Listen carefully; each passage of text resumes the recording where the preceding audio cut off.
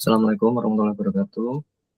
Pada kesempatan kali ini, kami dari kelompok 1 akan membahas materi terkait konsep dasar motivasi dari buku Stephen Robbins and Timothy Judge chapter 7 dan 8. Pertama-tama kita akan membahas terkait konsep dari motivasi itu sendiri. Nah, apa sih motivasi itu?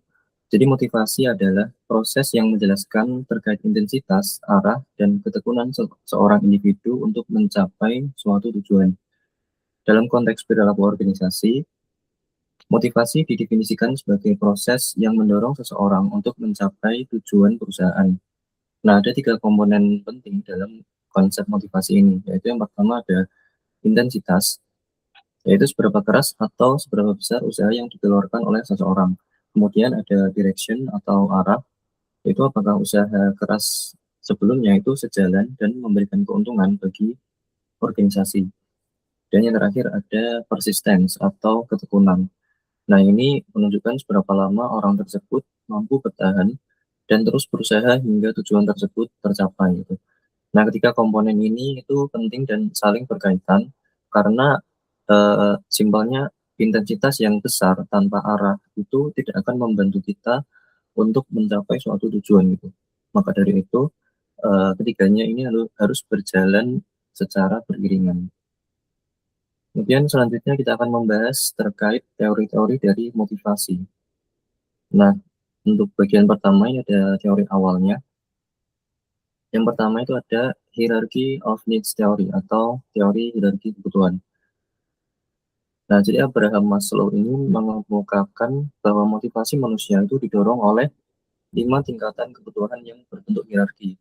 Yaitu yang pertama ada fisiologis, yang meliputi rasa lapar, haus, tempat berlindung, seks, dan juga kebutuhan jasmani lain. Kemudian ada keamanan, yang terkait dengan rasa aman dan perlindungan dari bahaya fisik maupun emosional. Nah, kemudian ada sosial terkait kasih sayang, rasa memiliki, dan persahabatan. Kemudian penghargaan atau esteem, ini faktor internal seperti harga diri, kemudian faktor eksternal seperti status, pengakuan, dan juga perhatian.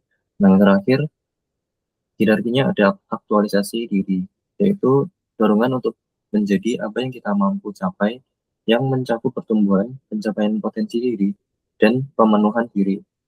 Nah, Maslow ini mengungkapkan bahwa seseorang itu harus memuaskan kebutuhan di tingkat yang lebih rendah terlebih dahulu sebelum mencapai tingkatan yang lebih tinggi gitu.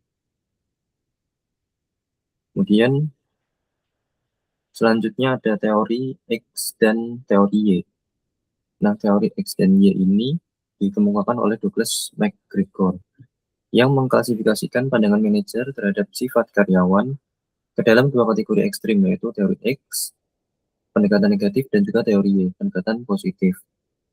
Karakteristik dari teori X ini, itu manajer berasumsi bahwa karyawan itu pada dasarnya pemalas dan juga tidak suka bekerja. Maka dari itu manajer harus terus mengawasi dan juga mengarahkan mereka secara ketat gitu, agar mereka mau bekerja dengan benar. Nah, ini sebaliknya berbeda dengan teori X, teori Y ini mengasumsikan manajer dan mengasumsikan karyawan itu bekerja dengan alami dan juga tanpa paksaan gitu. Jadi karyawan itu dianggap mampu mengarahkan diri sendiri, bahkan proaktif mencari tanggung jawab. McGregor di sini sangat mendukung penerapan dari teori Y dan juga menyarankan manajer untuk melibatkan karyawan dalam pengambilan keputusan. Namun perlu diingat bahwa tidak ada jaminan pasti bahwa dengan mengadopsi teori Y itu akan selalu membuat karyawan menjadi lebih termotivasi. Nah, selanjutnya ada two faktor teori yang dikemukakan oleh Frederick Herzberg. Jadi Frederick ini membagi faktor yang berpengaruh terhadap motivasi di tempat kerja itu menjadi 2 kategori yang berbeda. Yang pertama adalah faktor hygiene atau extrinsic dan juga faktor motivator atau intrinsic. Faktor hygiene ini dia berkaitan dengan kondisi lingkungan kerja seperti gaji, kebijakan, pengawasan, dan juga kondisi fisik tempat kerjanya. Nah, sifat dari faktor ini itu jika faktor ini buruk, itu karyawan akan jadi tidak puas. Namun jika faktor ini menjadi lebih baik atau pada dasarnya sudah baik, itu karyawan berada pada tahap netral dan belum termotivasi. Hal yang membuat karyawan itu termotivasi itu ada pada faktor intrinsik, yaitu yang berkaitan langsung dengan isi pekerjaan itu sendiri, seperti pengakuan, pencapaian, tanggung jawab, dan juga peluang berkembang. Contohnya itu seperti memberi kepercayaan lebih kepada karyawan untuk menangani suatu project gitu kan. Nah itu bisa jadi faktor itulah yang sebenarnya itu mampu menciptakan kepuasan pada karyawan dan juga memotivasinya untuk dapat berkinerja secara lebih baik. Kemudian selanjutnya ada Maxwell's Theory of Needs. Jadi teori ini itu membagi manusia ke dalam 3 dorongan utama, yaitu need for achievement, need for power, dan juga need for affiliation. Need for achievement itu adalah dorongan untuk berprestasi, need for power itu dorongan untuk mengendalikan, mempengaruhi, dan juga mengarahkan perilaku orang lain yang kaitannya ini dengan kekuasaan gitu. Kemudian need for affiliation ini dorongan untuk menjaga hubungan baik dengan orang lain. Nah, apa hubungannya dengan kinerja dan karir? Jadi menurut teori ini itu orang dengan need for achievement yang lebih tinggi itu cocok untuk menjadi wirausahawan gitu, dibanding menjadi manajer. Karena mereka akan lebih fokus pada kinerja sendiri dibanding memberdayakan tim mereka. Kemudian untuk manajer atau pimpinan itu mereka membutuhkan kombinasi need for power yang tinggi dan juga need for affiliation yang rendah. Mengapa? Karena need for power yang tinggi itu berarti mereka berani untuk memimpin atau mengatur suatu organisasi. Kemudian untuk need for affiliation yang rendah itu berarti mereka tidak takut untuk tidak disukai saat membuat keputusan yang sulit gitu. Yang mana ini itu adalah risiko menjadi seorang pemimpin. Makanya kombinasi power yang tinggi dan affiliation yang rendah itu cocok untuk seorang pemimpin. Kemudian selanjutnya ada teori kontemporer dari motivasi. Nah, kalau tadi kita membahas early theory of motivation, sekarang kita akan membahas teori kontemporer yang ini tuh dia memiliki bukti-bukti atau data penelitian yang lebih valid gitu, dibanding dengan teori awal yang sebelumnya. Nah, untuk yang pertama dari teori kontemporer itu ada self-determination theory. Jadi di sini, menurut teori ini, manusia akan punya motivasi yang lebih tinggi saat mereka itu merasa bebas untuk memilih pekerjaannya sendiri. Sedangkan sebaliknya, jika mereka itu merasa ditekan atau dikontrol, itu semangat kerja mereka dan motivasinya itu justru akan turun gitu. Contoh sederhananya itu ketika misal ada pegawai yang suka mendesain di kantor secara sukarela tentunya ya. Jadi pada awalnya itu dia melakukan desain itu dengan happy gitu, karena itu merupakan hobi dia.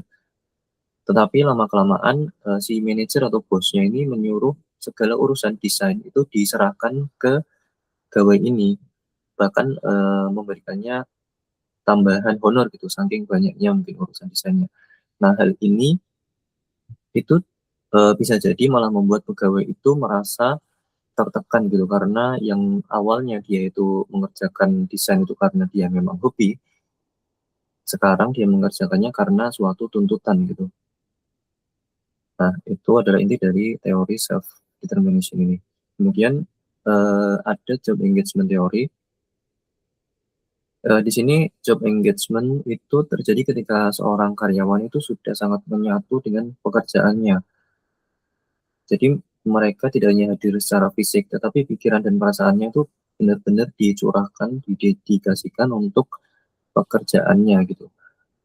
Jadi kan seringkali ada orang atau pegawai itu yang dia tuh saat bekerja benar-benar fokus dan tidak bisa diganggu gitu, sampai dia melupakan istirahat atau makan gitu kan. Nah itu masuk dalam job engagement teori ini. Nah sebenarnya untuk karyawan yang memiliki job engagement tinggi ini, dia lebih produktif dan berkualitas, sehingga ini dapat meningkatkan eh, tujuan perusahaan dan meningkatkan kinerja perusahaan. Tetapi apabila engagement-nya ini terlalu berlebihan, ini juga dapat berdampak pada karyawan itu menjadi workaholic gitu. Dia dapat lupa akan hal-hal sekitarnya dan juga kehidupan pribadinya karena terlalu fokus dengan pekerjaan tadi. Kemudian teori selanjutnya adalah goal setting teori. Teori ini itu mengatakan bahwa kalimat motivasi gitu, seperti do your best itu tidak efektif untuk memotivasi seseorang.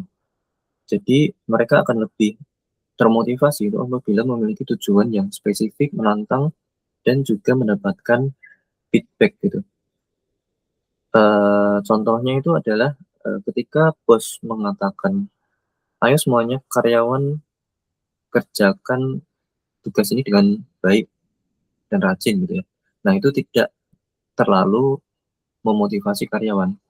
Karyawan akan merasa jauh termotivasi apabila misal bosnya itu mengatakan, oke target kita bulan ini tuh menjual 500 produk gitu. Apabila bisa lebih, itu maka kalian akan mendapatkan suatu bonus gitu. Nah, itu adalah contoh dari tujuan yang lebih spesifik, menantang, dan juga mendapatkan feedback gitu dengan bonus tadi. Dan hal itu akan membuat karyawan menjadi lebih termotivasi. Selanjutnya ada self-efficacy teori, di mana eh, efikasi diri itu adalah terkait dengan keyakinan atau rasa percaya diri seseorang bahwa ia mampu menyelesaikan suatu tugas. Ini kayak semacam sugesti diri gitu ya. Jadi karyawan dengan efikasi diri tinggi itu dia dapat merespon situasi sulit dengan berusaha lebih keras. Dengan karyawan dengan efikasi rendah itu cenderung ragu pada kemampuan diri sendiri dan gampang menyerah gitu. Ini contoh sederhananya itu ketika misal bosnya harus ngasih tugas yang sulit gitu, karyawan dengan efikasi yang tinggi itu dia akan tetap percaya diri gitu dapat mengerjakan tugas itu sebaik mungkin gitu. Apalagi kalau bosnya tadi itu memberikan semangat gitu atau feedback kepada karyawan tadi. Kemudian untuk selanjutnya dari reinforcement teori, teori ini murni melihat dari sisi perilaku. Inti dari teori ini itu adalah bahwa sebuah tindakan langsung diikuti oleh hasil yang menyenangkan, maka tindakan itu akan diulangi. Jadi intinya suatu perilaku, suatu tindakan itu akan diulangi apabila dia menghasilkan suatu imbalan atau penguatan positif itu. Contoh sederhananya ketika misal lembur, biasanya kalau lembur itu karyawan akan mendapatkan upah tambahan gitu. Namun tiba-tiba kebijakan dari kantor itu berubah gitu. Karyawan yang lembur tidak mendapatkan upah. Nah, ini ya otomatis akan membuat si karyawan itu akan malas gitu untuk lembur lagi karena ya buat apa lembur kalau nggak ada imbalannya gitu kan. Nah, kemudian ada equity teori dan juga organizational justice. Nah, equity teori ini dikemukakan oleh J. Stacy Adams. Jadi, teori ini itu menyatakan bahwa karyawan selalu membandingkan dua hal, yaitu input terkait dengan apa yang mereka berikan dan juga output terkait apa yang mereka dapat. Jadi si karyawan ini selama bekerja dia akan selalu membandingkan rasio dari input dan juga outcome dia dengan karyawan lain. Jika rasio ini tidak seimbang, maka dia akan merasa marah atau motivasinya bisa turun tajam. Ya, contoh sederhananya misal ada pegawai senior yang sudah bekerja bertahun-tahun, itu mendapat gaji 5 juta, kemudian ada pegawai baru yang dia itu baru masuk, dan tiba-tiba gajinya sama dengan dia ataupun lebih tinggi. Nah, ini kan otomatis menimbulkan kecemburuan gitu ya ke pegawai senior tadi, sehingga dapat menyebabkan motivasinya akan turun. Kemudian terkait dengan organizational justice, jadi karyawan ini dia menilai keadilan di tempat kerja itu berdasarkan 3 dimensi utama. Ada keadilan distributif, prosedural, dan juga interaksional. Untuk keadilan distributif itu keadilan pada hasil akhirnya. Contohnya gaji yang diterima itu setimpal dengan usaha yang dikeluarkan. Kemudian kalau prosedural itu terkait pada proses pengambilan keputusan.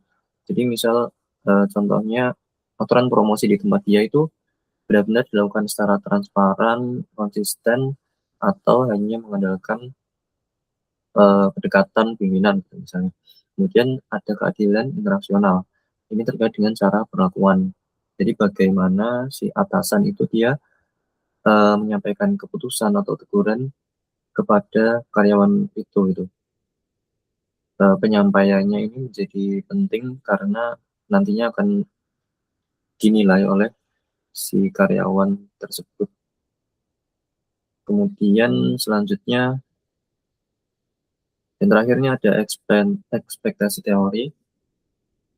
Teori ini menyatakan bahwa seseorang itu akan lebih termotivasi untuk bekerja jika mereka yakin akan tiga hal, yaitu usaha dan juga kinerja. Contohnya adalah jika saya bekerja keras, apakah hasilnya akan terlihat pada penilaian kinerja saya? Kemudian kinerja yang berdampak ke imbalan. Jika kinerja saya bagus, apa imbalan yang akan saya dapat? Nah, kemudian imbalan yang berdampak ke tujuan pribadi. Apakah imbalan yang diberikan perusahaan itu benar-benar sesuai dengan apa yang saya inginkan? Gitu. Nah, jadi ekspektasi teori ini intinya eh, mengemukakan bahwa motivasi karyawan itu akan meningkat apabila hal-hal yang terjadi di lingkungan perusahaan itu sesuai dengan ekspektasinya. Gitu. Nah, teori ini juga menjelaskan mengapa karyawan itu bekerja seadanya. Yang pertama itu karena usaha terasa sia-sia. Contohnya adalah sekeras apapun bekerja, atasan tetap memberi penilaian yang buruk. Nah, ini eh, otomatis juga akan menurunkan motivasi dari si karyawan itu karena dia merasa tidak ada dorongan untuk melakukan suatu kinerja yang lebih dari biasanya karena penilaiannya sama aja. Gitu. Kemudian yang kedua itu ada kinerja yang tidak dihargai. Nah, ini penilaian kinerja yang bagus tidak menghasilkan imbalan apa-apa. Bisa jadi karena perusahaan lebih mengutamakan kualitas daripada yang berprestasi.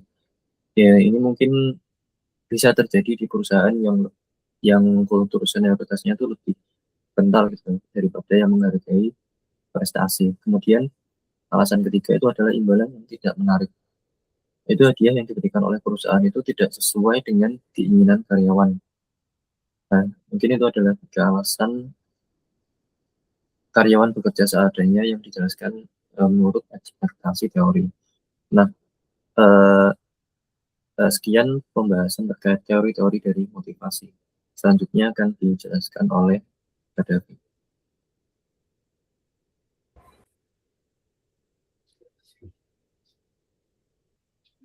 Oke, baik. Di sini teman-teman kita akan masuk pada bagian integrating contemporary theories of motivation. Nah, di sini di sebelah kiri ada alur bagan. Nah, kalian bisa lihat di paling ujung ada opportunity, yaitu kesempatan. Nah, kesempatan di sini ialah kondisi atau lingkungan kerja yang dapat membantu atau menghambat usaha seseorang. Nah, seperti contohnya fasilitas kerja, teknologi, ataupun lingkungan kerja. Nah, jika kesempatannya baik, nah karyawan lebih mudah memberikan individual effort. Nah, kemudian ada goals, direct behavior paling bawah. Nah, itu artinya tujuan mengarahkan perilaku seseorang. Nah, jika seseorang memiliki tujuan yang jelas, seperti mereka tahu apa yang harus dilakukan, kemudian mereka bekerja lebih fokus. Nah, tujuan ini kemudian meningkatkan individual effort. Lalu yang ketiga ada individual effort sendiri, yaitu seberapa seberapa keras sih seseorang bekerja. Nah, namun jika seseorang bekerja, usaha saja tidak cukup. Nah, harus didukung oleh ability. Nah, yang bagian atas. Nah, kemampuan menentukan apakah usaha tersebut dapat menghasilkan kinerja yang baik, seperti skill, pengalaman, ataupun pengetahuan. Kemudian yang keempat ada objective performance, yaitu sistem penilaian kinerja harus objektif dan adil. Nah, sistem ini memastikan bahwa kinerja benar-benar dinilai berdasarkan hasil kerja. Nah, kemudian bukan berdasarkan favoritisme ataupun senioritas. Lalu yang kelima ada individual performance, yaitu jika karyawan memiliki kinerja yang baik, maka organisasi akan memberikan rewards. Contohnya gaji, bonus, ataupun tunjangan. Nah, rewards ini diberikan berdasarkan performance evaluasi. Lalu yang keenam ada reinforcement, yaitu reward yang diberikan akan memperkuat perilaku kerja yang baik. Nah, semisal jika karyawan melihat bahwa kalau dia bekerja dengan baik, kemudian mendapatkan reward, maka mereka akan mengulangi perilaku tersebut, kemudian bekerja lebih baik lagi. Nah, kemudian yang ketujuh ada namanya equity comparison, yaitu karyawan akan membandingkan reward mereka dengan reward orang lain. Nah, seperti jikalau mereka menganggap adil, nah motivasi mereka akan meningkat. Kemudian jika mereka menganggap itu tidak adil, maka motivasi mereka menurun.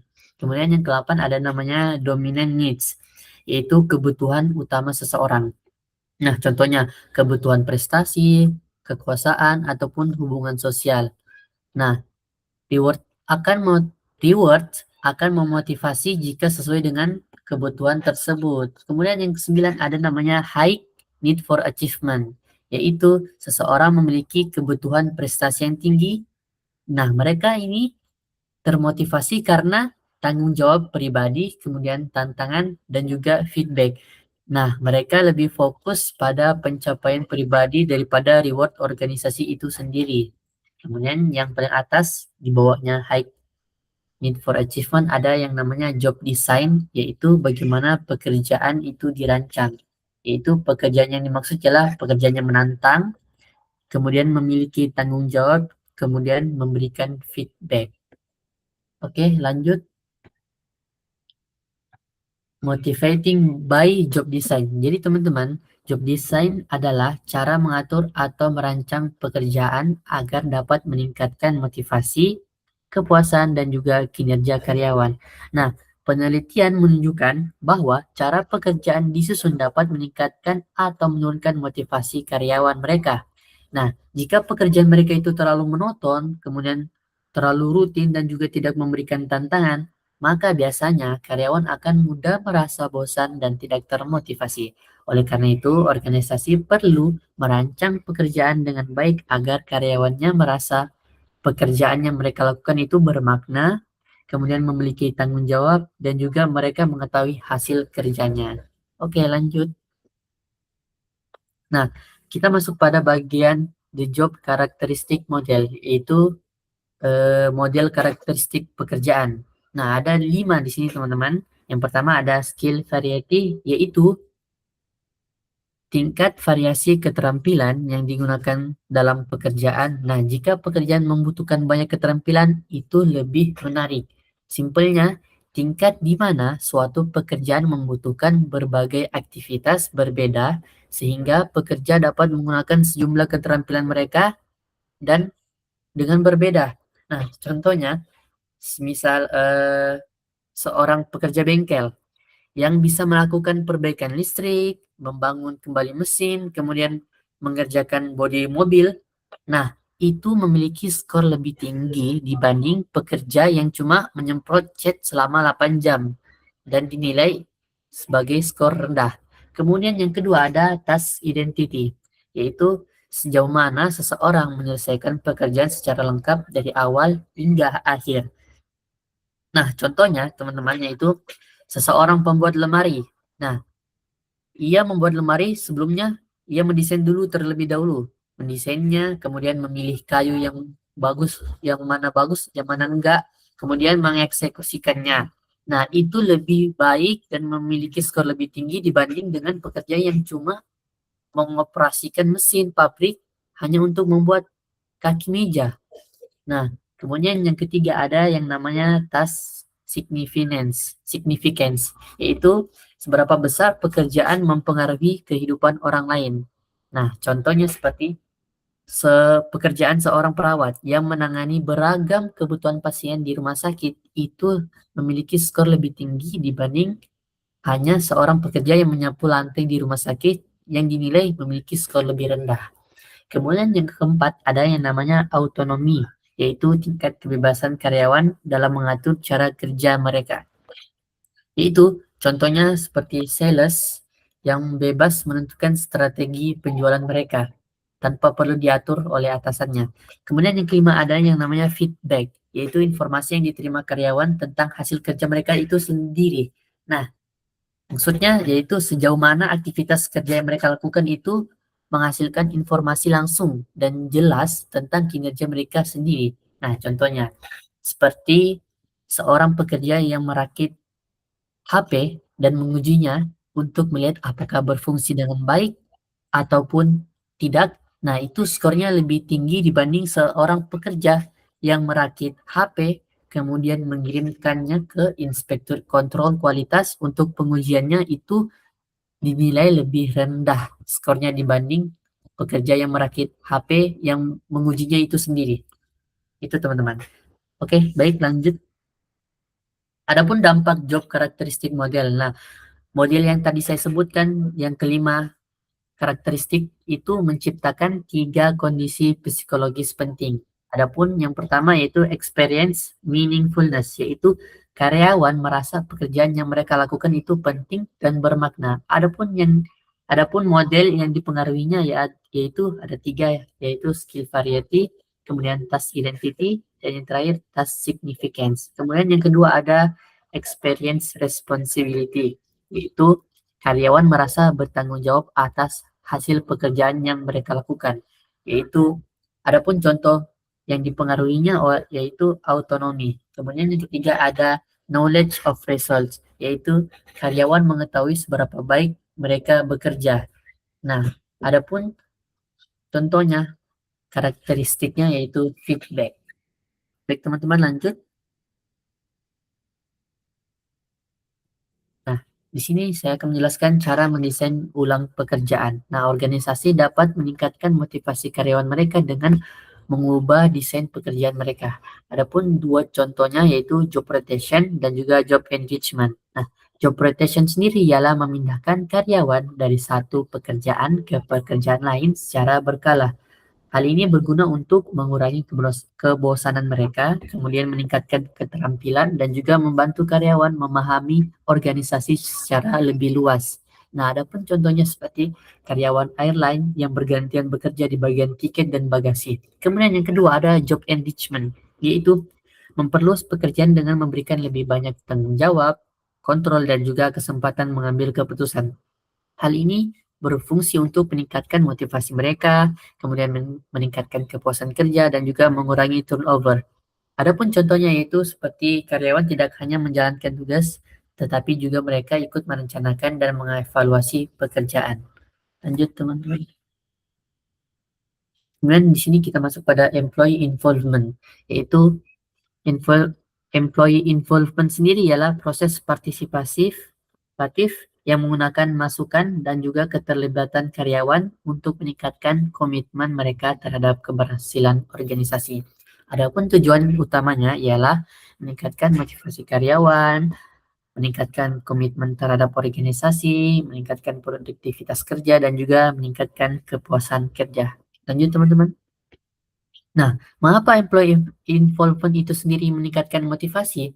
Karena jikalau karyawan itu dilibatkan dalam keputusan, kemudian diberi lebih banyak kontrol terhadap pekerjaan mereka, nah mereka akan merasa dan juga menjadi lebih termotivasi, kemudian lebih bertanggung jawab dan juga lebih produktif hingga lebih puas dengan pekerjaan mereka sendiri. Nah, karena mereka merasa dihargai dan juga dipercaya oleh organisasi itu sendiri. Oke, lanjut.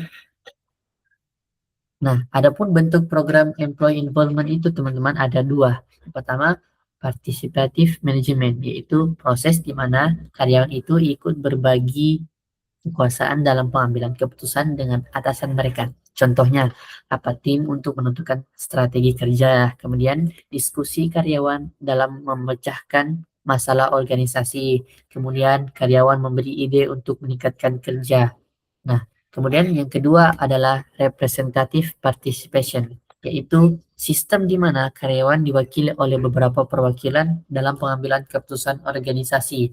Nah, di sini ada dua bentuk utama. Yang pertama, Works Councils, yaitu kelompok karyawan yang dipilih atau ditunjuk untuk berkonsultasi dengan manajemen mengenai keputusan organisasi. Nah, yang kedua ada yang namanya board representative, yaitu perwakilan karyawan yang duduk di dewan direksi perusahaan untuk mewakili kepentingan karyawan. Nah, ini yang kedua ini umum di berbagai negara Eropa. Seperti itu, teman-teman. Oke, hanya itu yang dapat saya sampaikan. Selanjutnya akan dilanjutkan oleh rekan saya. Oke, selanjutnya adalah imbalan. Secara naturalnya sebenarnya memang motivasi seorang karyawan itu adalah untuk meraih imbalan. Imbalan itu adalah seperti bayaran yang mereka terima setelah mereka melakukan performance atau kinerja. Nah, imbalan itu ada terbagi dua, yaitu imbalan ekstrinsik dan imbalan intrinsik. Imbalan ekstrinsik ini bersifat nyata dan berasal dari luar pekerjaan itu sendiri. Jadi perusahaan menggunakan berbagai sistem untuk mendistribusikannya. Ini tuh banyak cara yang dilakukan oleh perusahaan, misalnya dengan gaji, honorarium,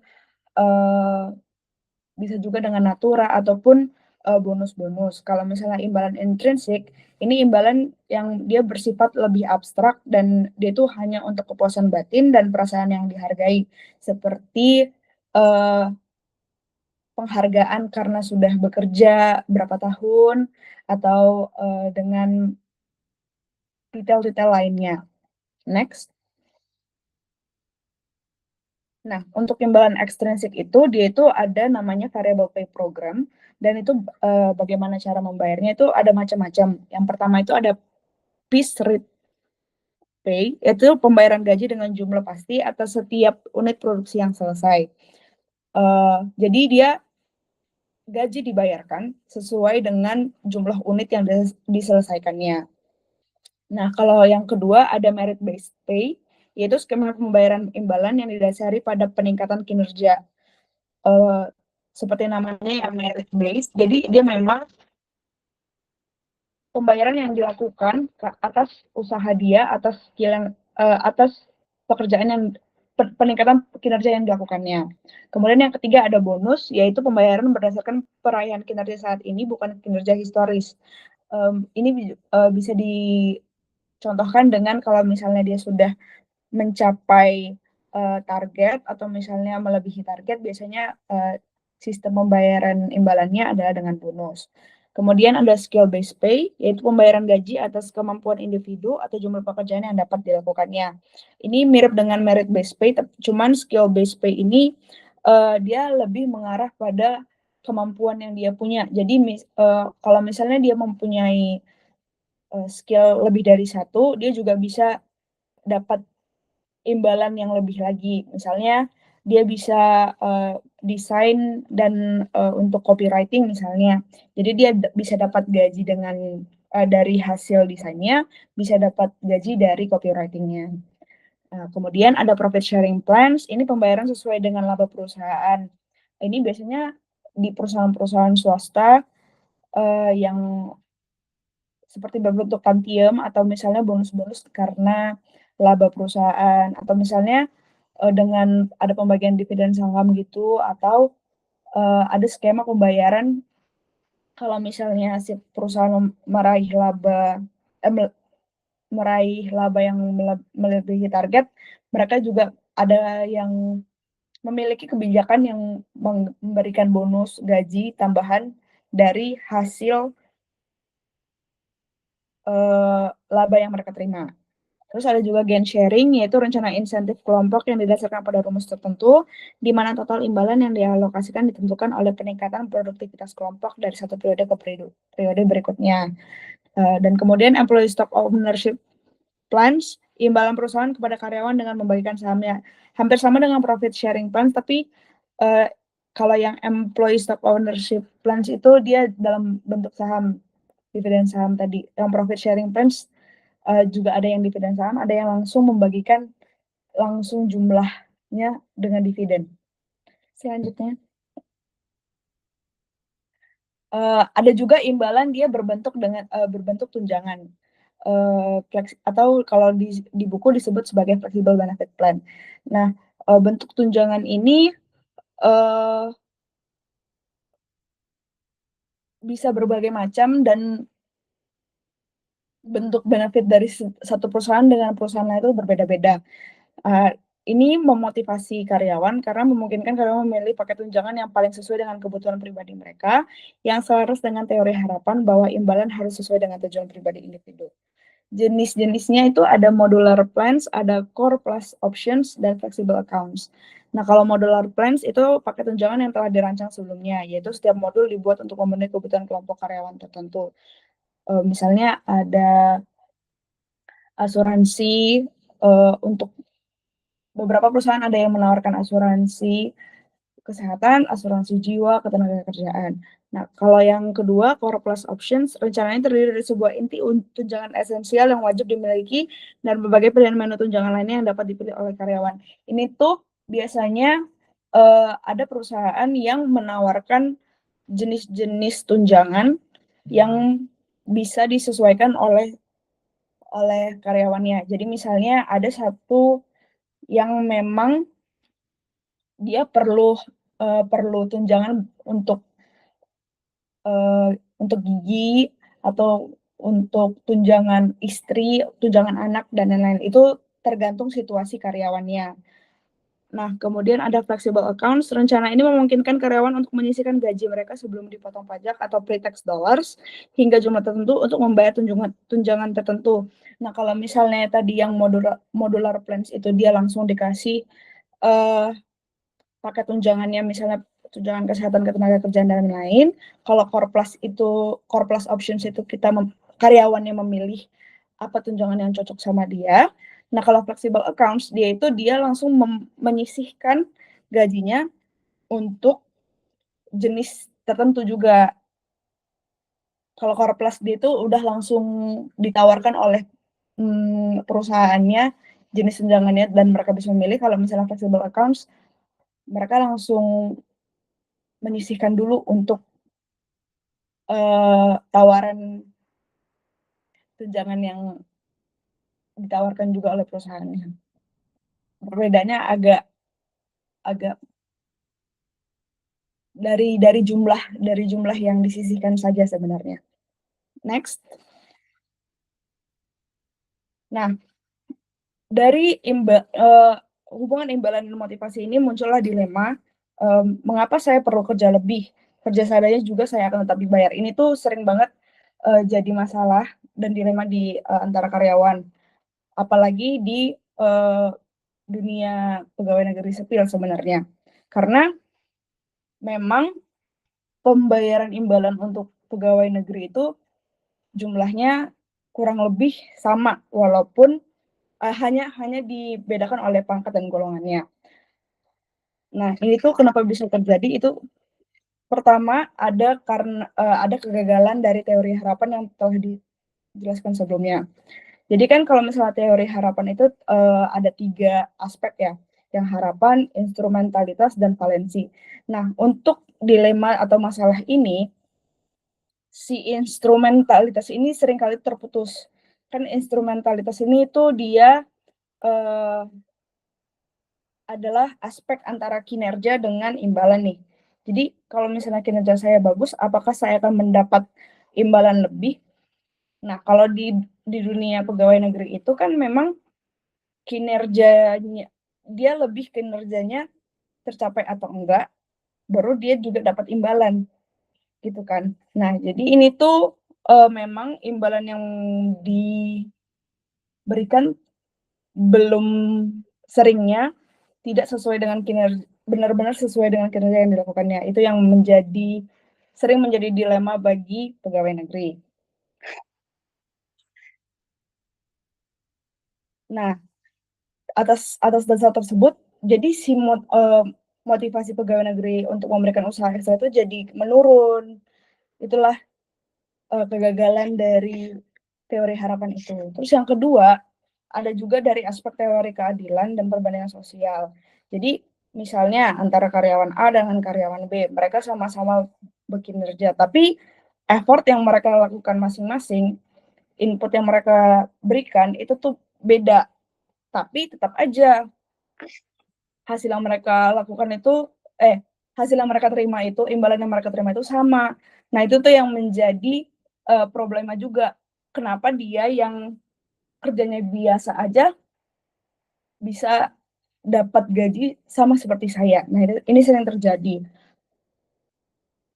Ini juga membuat motivasi pegawai negeri itu menurun. Terus yang masalah yang ketiga itu ada masalah free rider dalam birokrasi. Banyak pekerjaan di pegawai negeri itu yang bukan memaksa, yang skema pekerjaannya itu dalam tim. Jadi apapun yang dikerjakan ya atas nama tim.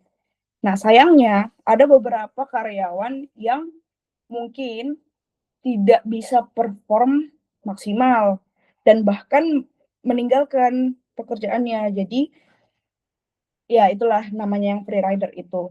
Nah, ini juga menurunkan motivasi pegawai negeri karena walaupun mereka bekerja sebagaimana adanya dan ada satu tim mereka yang tidak bekerja, ya gaji mereka tetap sama. Nah, itu yang berdampak pada motivasi pegawai negeri.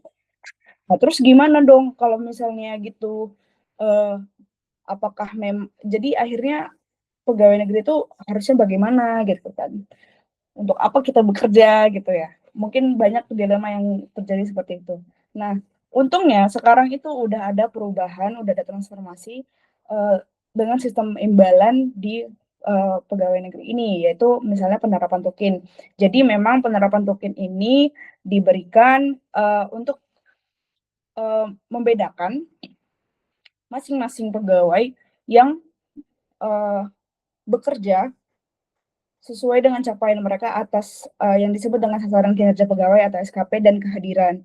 Ini tuh sudah diterapkan di beberapa instansi-instansi. Jadi memang tunjangan kinerja mereka juga diberikan sesuai dengan kinerja dan kehadiran mereka.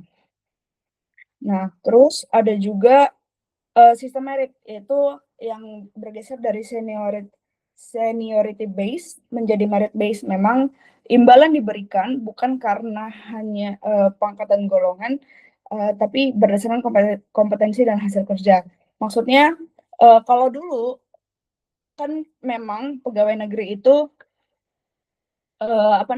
diberi imbalan karena misalnya sudah berapa tahun kenaikan gajinya itu karena sudah berapa tahun bekerja gitu ya.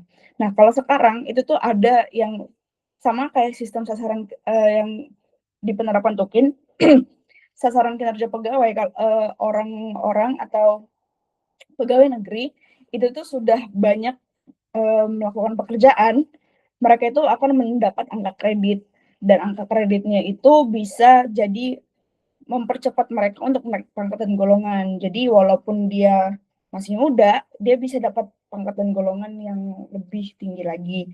Nah, itu jadi dengan kompetensi yang mereka punya dan hasil kerja yang mereka lakukan, mereka bisa memperoleh imbalan yang lebih tinggi.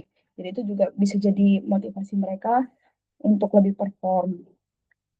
Nah, kemudian yang ketiga itu ada imbalan intrinsik. Memang kalau misalnya di pegawai negeri itu gaji pokok itu kan sulit diubah. Maksudnya karena memang itu berdasarkan pangkat dan golongan gitu ya. Yang agak fleksibel kan jumlahnya itu dari tunjangan kinerja ya. Nah,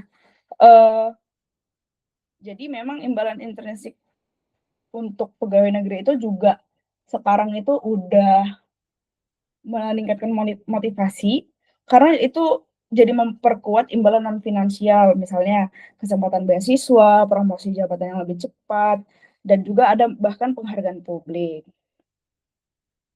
Memang sebenarnya bekerja seadanya itu memang respon yang rasional ya, karena memang kalau misalnya kita melihat dari dunia pekerjaan dan secara realnya gitu ya, kita mau kerja gimana pun, orang mau kerja gimana pun ya bayaran kita tetap sama. Cuman karena memang sudah ada sistem baru ini, jadi motivasi pegawai negeri itu jadi meningkat dan karena imbalannya juga meningkat dengan kinerja-kinerja yang mereka lakukan itu bisa meningkatkan kompetensi mereka. Jadi dengan sistem merit, dengan sistem tadi yang tukin dan imbalan intrinsik yang menggambarkan hasil kerja mereka, organisasi itu jadi akhirnya berkembang dan tidak terjebak dalam budaya mediocre gitu. Mungkin itu aja untuk mengatasi dilema motivasi, dan selanjutnya sekian untuk penjelasan motivasi dalam perilaku keorganisasian. Terima kasih.